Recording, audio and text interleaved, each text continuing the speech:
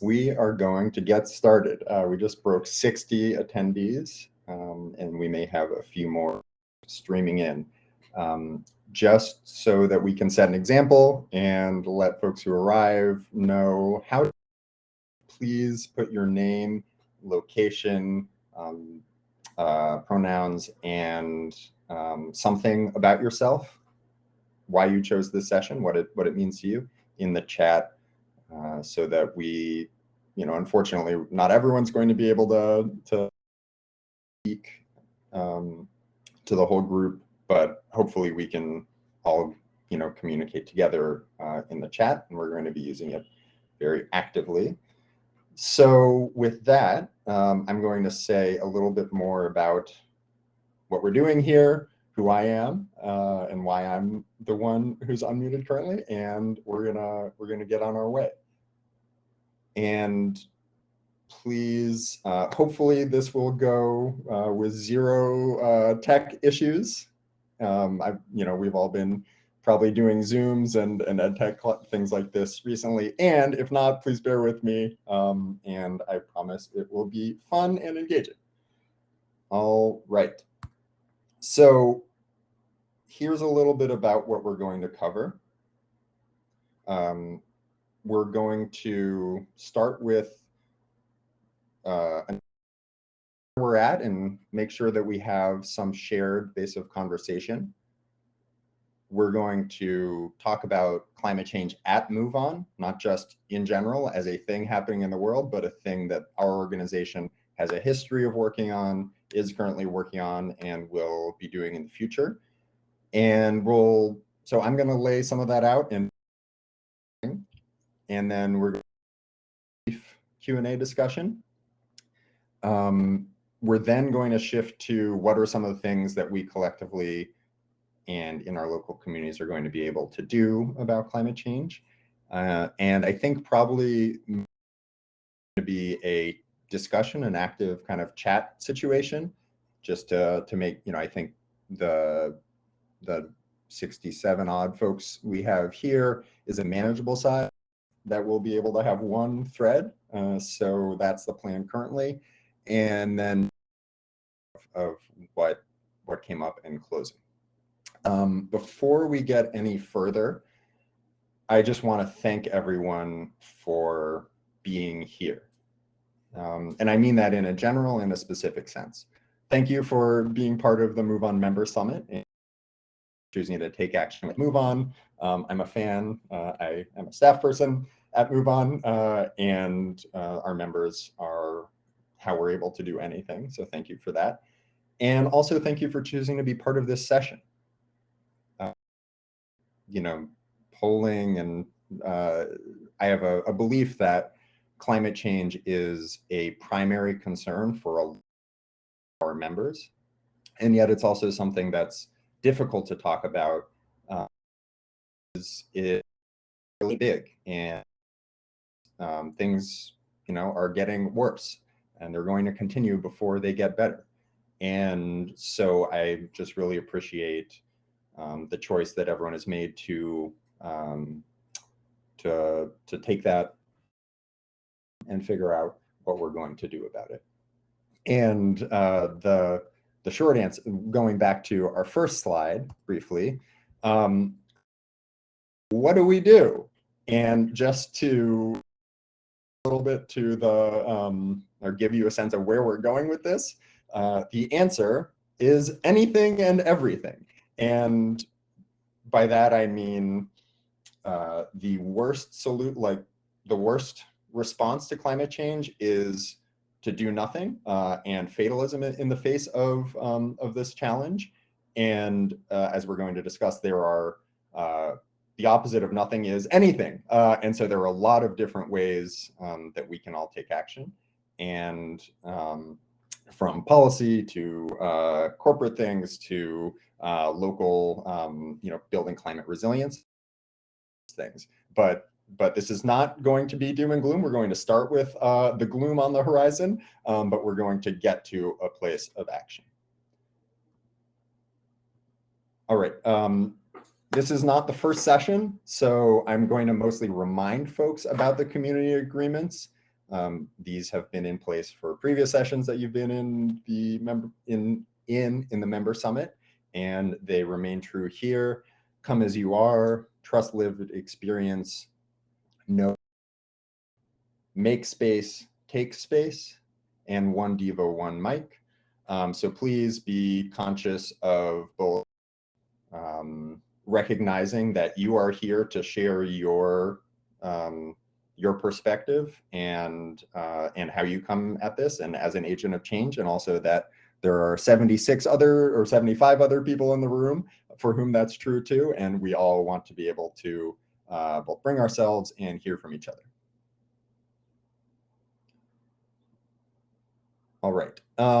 And then similarly, I'll just kind of reiterate, please don't promote, do fundraising in the chat for the we're doing that are great, that are outside of the scope of the session here, or talk about something that was great yesterday, because we're here to focus on each other.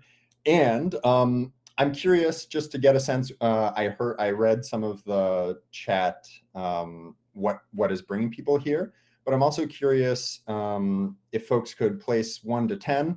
Feel free to put in the chat 1, like I'm here because what is climate change?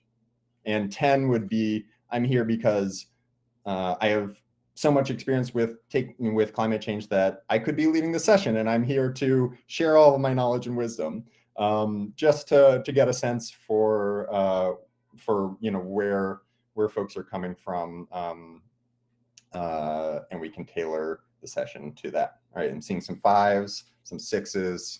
So not going to focus on what is a greenhouse gas, and we're also not going to. I'm going to continue leading the session, I guess.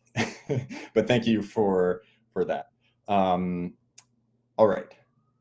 Last kind of bit of formatter. I also want to welcome into the room that this may be a raw topic for folks. One in this news story says that 1 in 3 Americans have experienced the effects of climate change this year, and I take that to mean experienced it acutely, as in it impacted their lives in a meaningful and difficult way. Everyone has experienced the weather, so they've experienced climate change. So, I saw folks mentioning Puerto Rico and Houston. There's folks in LA in the chat, all of whom, from hurricanes to wildfires to drought. So if climate, if some of these disasters have impacted you or those in your family or your community, thank you again for choosing to turn towards this question. Okay, why am I here? Briefly, I mentioned where I am, and I'm from Salt Lake City by way of Washington, D.C. and some other stuff. Longtime climate activist. Here's a picture of me good 10 years ago, being arrested in front of the White House for civil disobedience in response to the Keystone XL pipeline. Maybe some of you all were there too. Feel free to mention that in the chat. And also in May, I graduated from a Master of Divinity program, theological seminary, where what we're talking about here was the primary thing that I was interested in.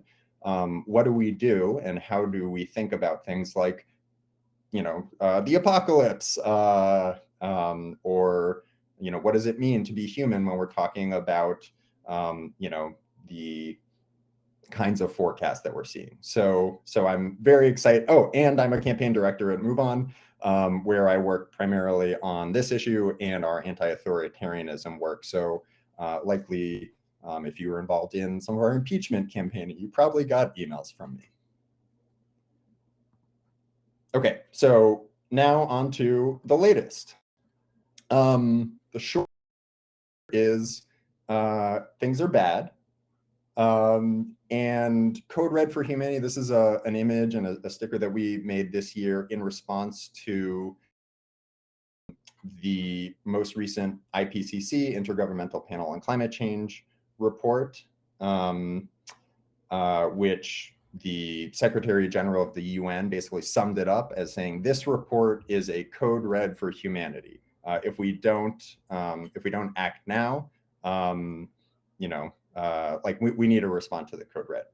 And there's a page report, which you all probably shouldn't, read, but I'm sure many of you, if you're here, have read some of the summaries that say things are deteriorating faster than we thought the last time that the IPCC issued a report. So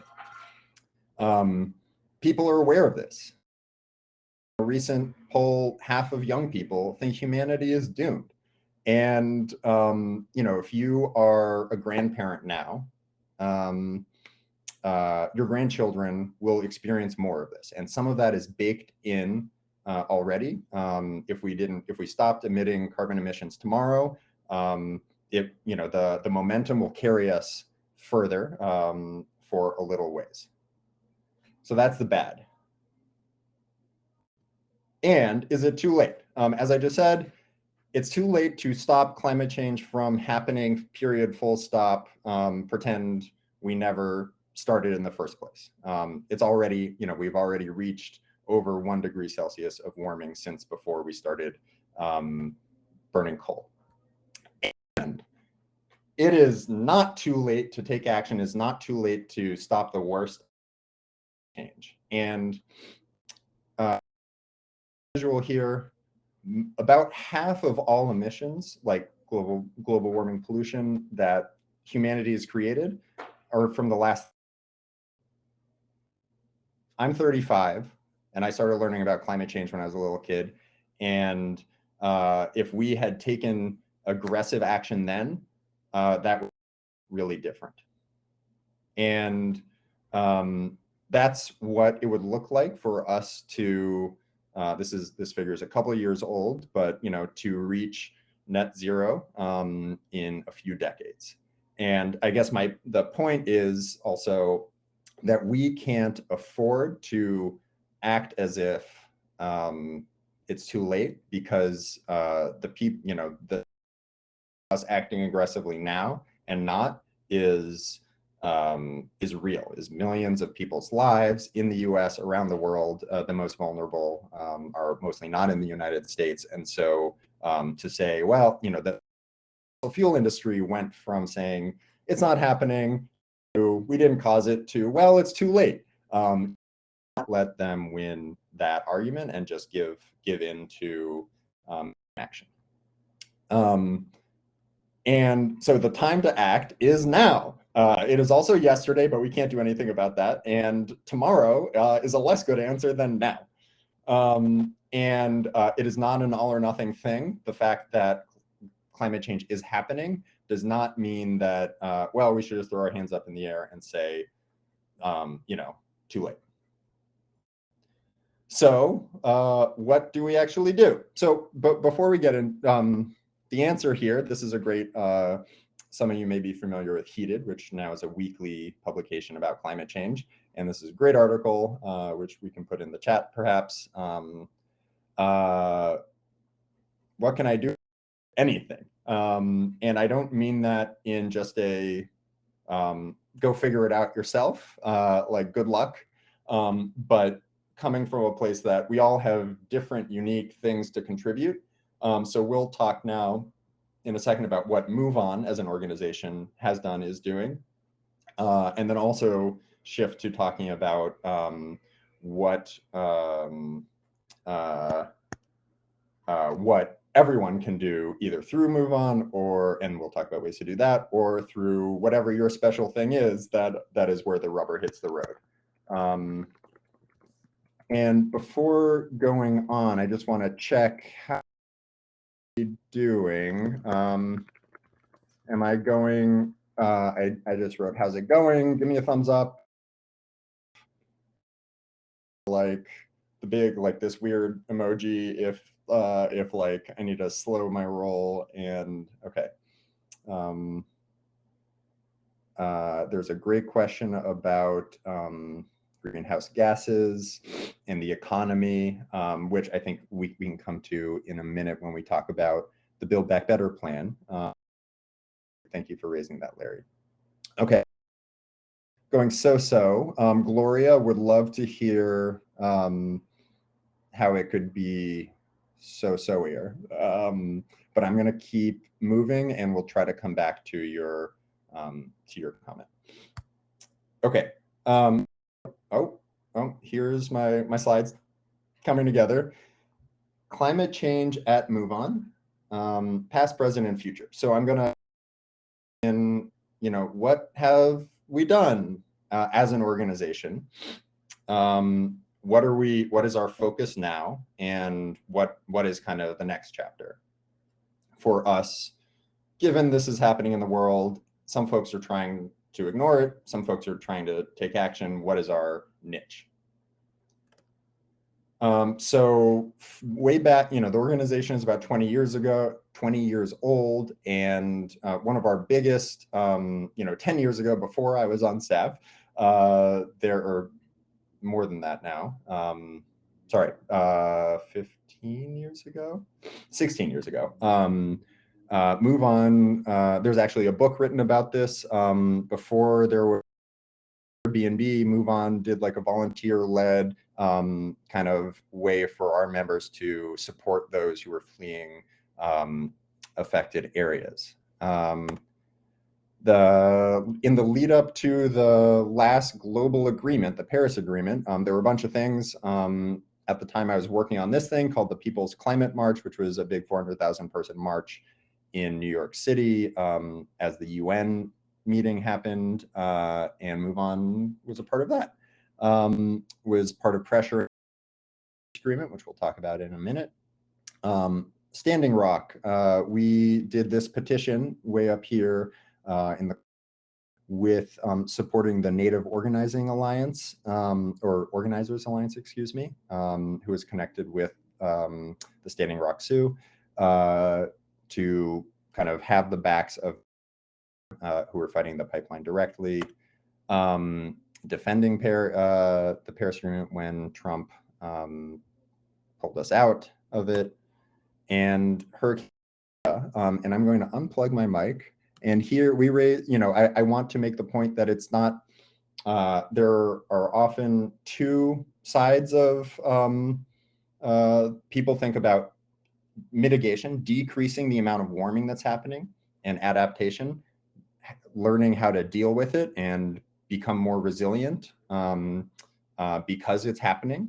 And so, we worked with Lin-Manuel Miranda after Hurricane Maria to raise money to help respond to the warming that is occurring.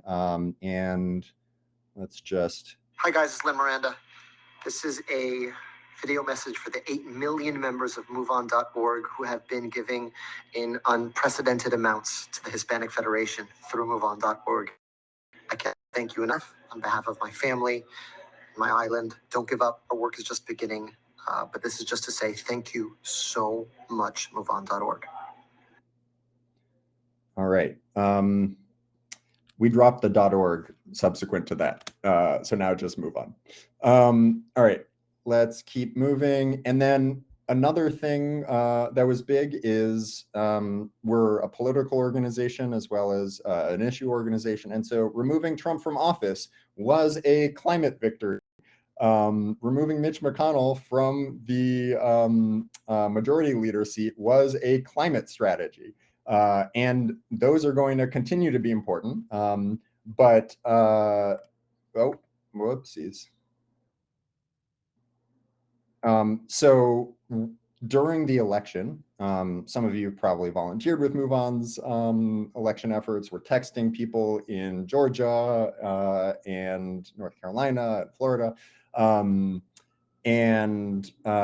we also, our staff made some ads, and we sent all the ads we made on all the issues. Trump is bad, Biden's good, all the, for this reason, for that reason, and a whole bunch of other organizations did too.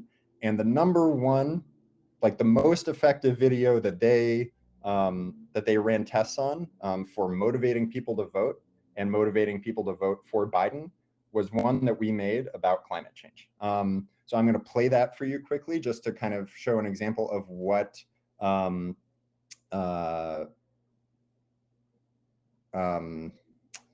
what that looked like, and it's a good transition to what our priority is right now. With every bout with nature's fury caused by our own inaction on climate change, more Americans see and feel the devastation. We can and we will meet this moment. Urgency and purpose. I think jobs, good paying union jobs for the Americans to work, building a stronger, more climate resilient nation. Water and transportation systems, 1.5 million new energy efficient homes and public housing units, launch a new modern civilian climate corps. Great. So that was basically Biden's own words on climate were the most effective thing we could put in front of people to get them to vote and get them to vote for climate change. And that's because the base, people who are registered as Democrats, young people of color, care about climate change. You know, it ranks as one of the number one issues in terms of their priorities, and so, you know, the fact that we are now talking about climate legislation is, I think, a reflection of that and of all of you. So what is MoveOn doing right now on climate change? You all have probably taken action, called your senators, called your members of Congress, donated to pass the Build Back Better plan. And the whole thing, not just the roads and bridges, but also the stuff that's about clean energy, which I'm in the sessions yesterday, and to do it that is a climate bill. In fact, it's been described as, by Chuck Schumer, no less, as the budget reconciliation bill will do more to combat climate change than any legislation ever in the history of the Senate.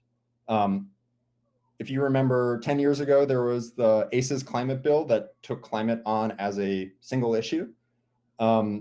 The American Jobs Plan that is now part of the Build Back Better plan does a lot of things. So it's not known as a climate bill, but it is, if it passed, would be the biggest piece of climate legislation in history. And that is why MoveOn has focused on it and said, if we do one thing this year, we want to pass Build Back Better and the best version of it possible. So we've been kind of people who's members of the House or in certain committees got call alerts asking, some of you are probably in those, in those districts, got call alerts about how we can improve the bill as they're writing the legislation in different committees. And passing, the strongest version we can is the single biggest bill legislation on climate in U.S. history. And well, actually, I'm going to come back for a second.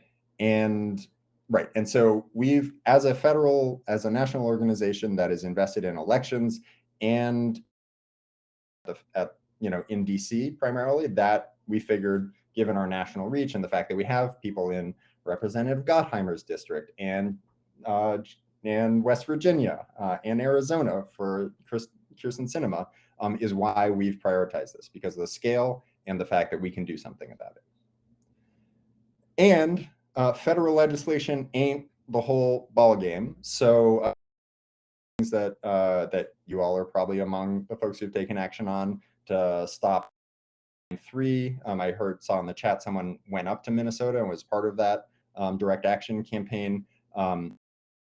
Has worked with Honor the Earth, which is Winona LaDuke's organization, to help kind of broaden the number of people who are with them.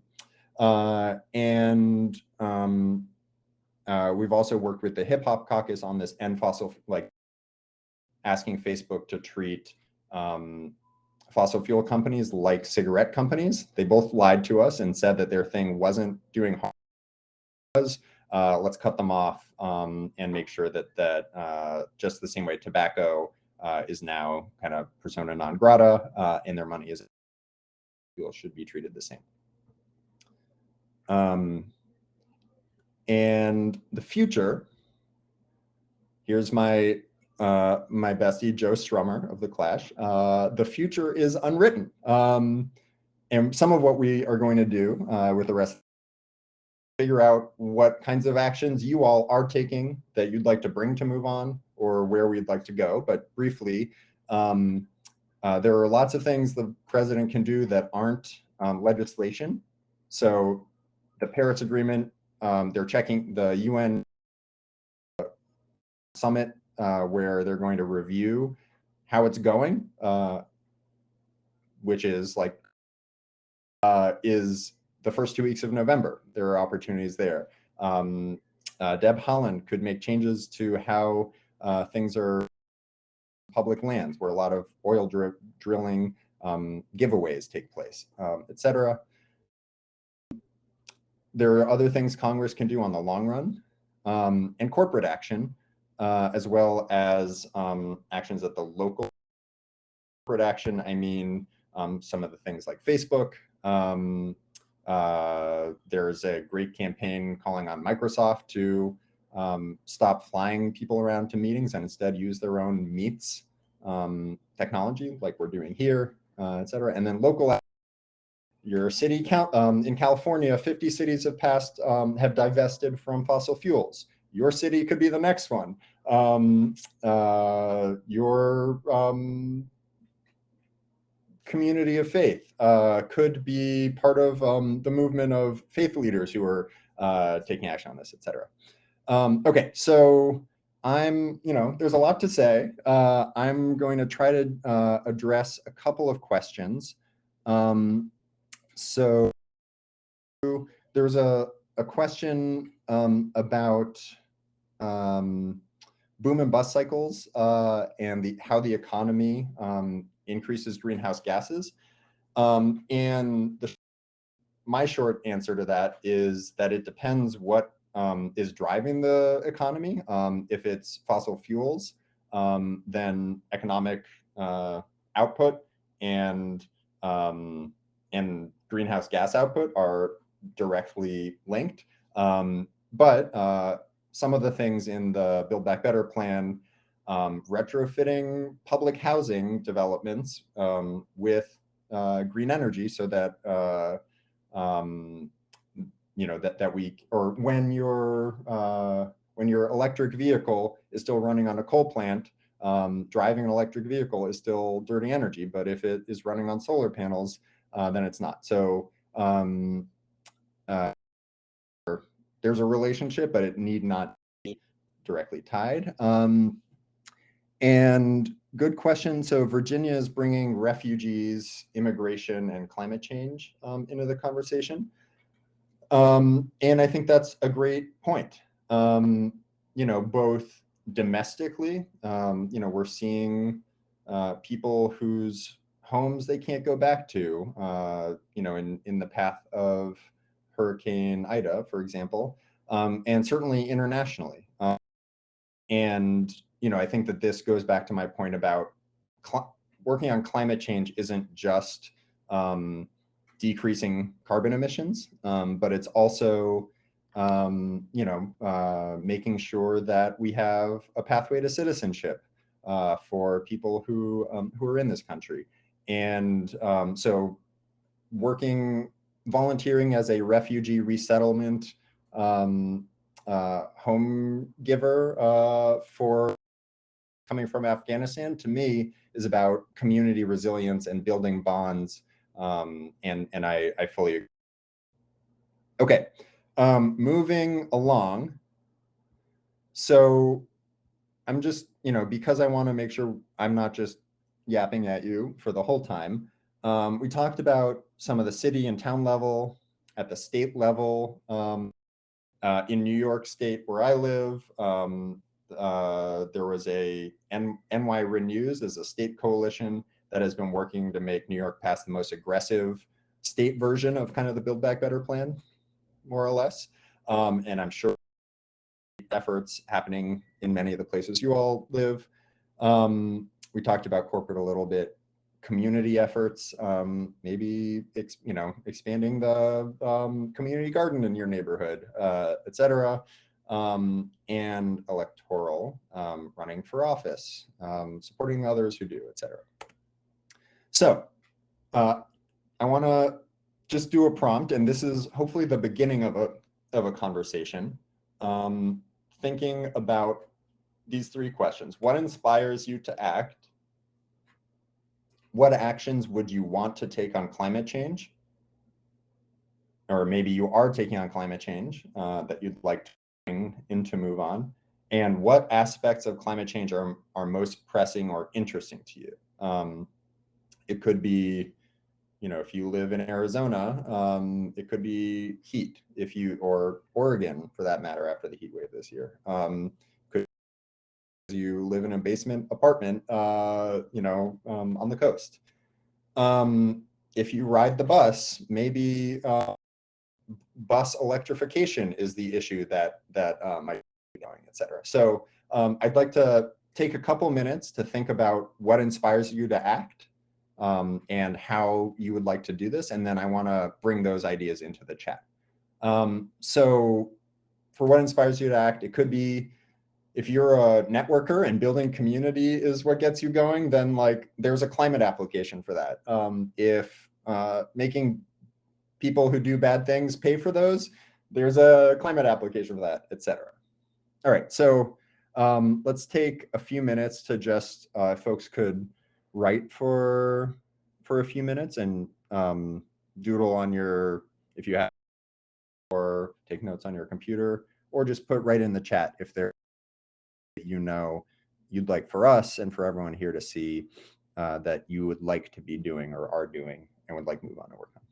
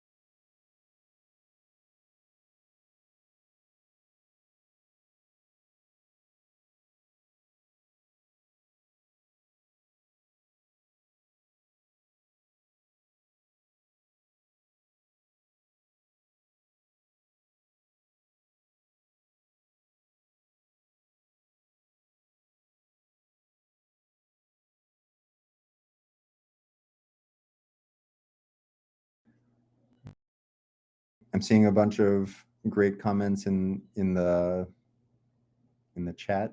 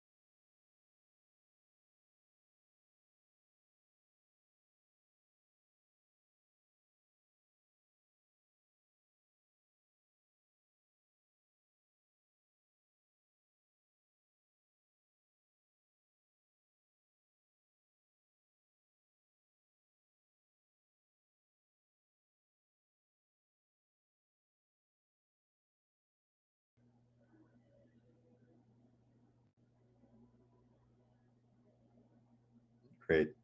And I want to keep those comments coming, end the conversation, but just sort of want to reflect out kind of what I'm hearing. There are a couple of comments about food. Vernie is talking about food deserts. I think raised the bee sanctuaries, which pollinators, help us all. And I think that's a great idea. Also, I noticed, I forget who it was, someone brought in intersectionality, and how climate justice is a racial justice issue. And so thank you for bringing that in, both in who is most affected and also, what can look like, and the kinds of coalitions and, cross-organizational, cross-issue work that we need to do in order to build a strong, resilient movement. So thank you for that. There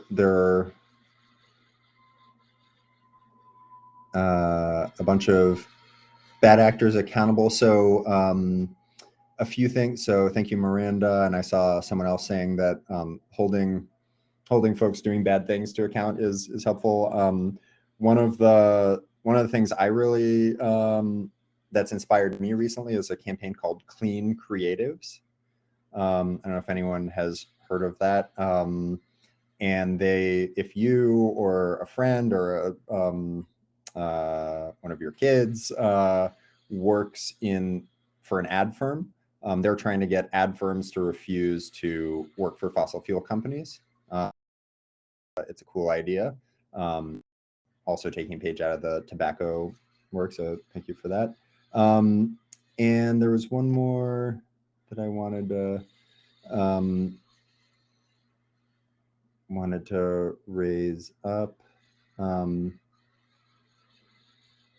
Thank you, Christine, for bringing, and I believe Sonia also brought in Native organizing and Indigenous sovereignty, which I think has certainly been in the national conversation around Line 3, but I think is reflected in the Pacific Northwest, throughout the country. So thank you for bringing that in as well.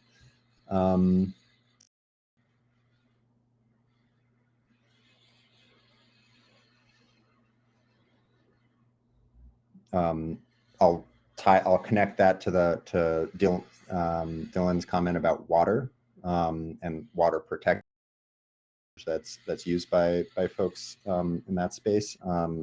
But in Arizona, that's a real issue. All right, a couple things. We are about to run out of time because I love talking about this. So a few things. One, I would love to see just some feedback. If you could put 1 to 5. 1 was like, I wish I had spent the last hour doing anything else. 5 being like, yes, this was exactly what I needed. Super helpful. And then I also want to, if you attended, know who did, and I will commit to following up with links and opportunities for just with some of the slides we put here, some of the stuff, because the session was 40 minutes and not 4 hours. And as Gloria is saying, let's keep the conversation and actions going. All right, so big appreciation for you. And I hope that your next session is great as well.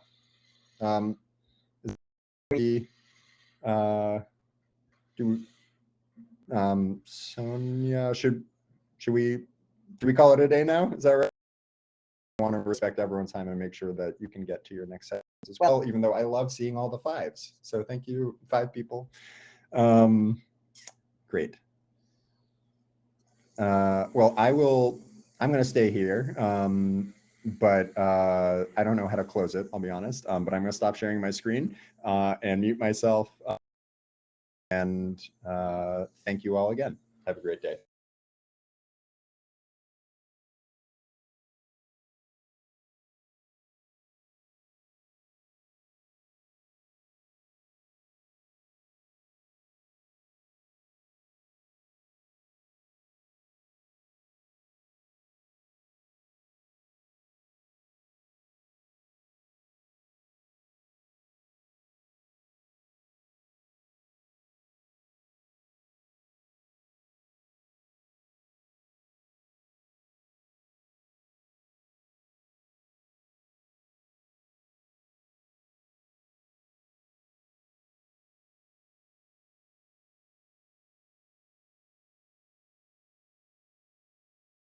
Great. I think I'll just respond to one thing, and then and then we'll close, and I'll turn my camera off, and we'll segue out. There was a question about Glasgow. Move on. There will be things that we'll be sending about that, and there are also other other groups will be active on that as well. But one thing that I can say is that I think they're planning to go to Glasgow and say, look, we just passed the biggest piece of climate legislation ever in US history. Like, we're back, we mean business. So hopefully we'll pass Build Back Better before Glasgow, and Pelosi has said that is an intention of hers. So fingers crossed on that.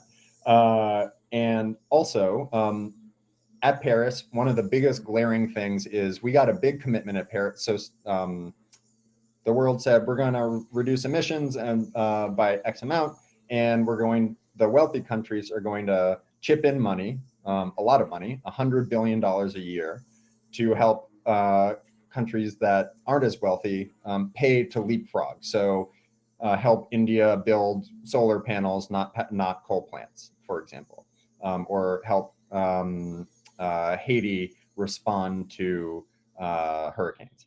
And basically, no one's lived up to that. Right now, it's at about 10%, like 10 billion rather than 100 billion, which, if you've ever done any budgeting, you know is not enough. And the U.S. is part of that. So I think one of the asks that we're going to have is, hey, Biden, we passed the legislation. Now let's chip in some of this money that we said we would. So that's one thing to look out for. And I will stop preventing you all from going to the next session now. Okay, bye.